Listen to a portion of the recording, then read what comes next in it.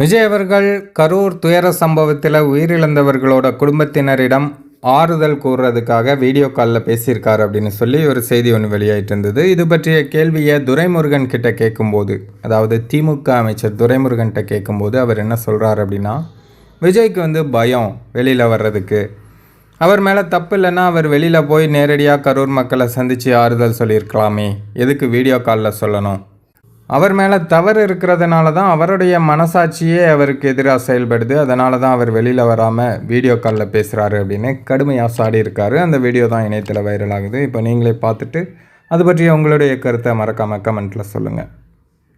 கரூர் சம்பவத்தில் உயிரிழந்த அந்த குடும்பத்துக்கிட்ட பார்த்தீங்கன்னா விஜய் வீடியோ காலில் பேசியிருக்காரு சார். இன்னைக்கு வீடியோ கால் பண்ணி அந்த குடும்பத்துக்கிட்ட பாதிக்கப்பட்ட குடும்பத்துக்கிட்ட நல விசாரிச்சிருக்காரு. நேரில் போகாமல் வீடியோ காலில் பேசியிருக்காரு. இதை நீங்கள் எப்படி சார் பார்க்குறீங்க? குற்றம் தான் புரியவில்லை என்றால் தைரியமாக அவருடைய தோழர்களோடு துயர சம்பவம் ஏற்பட்ட வீடுகளுக்கு போயிருக்க முடியும்.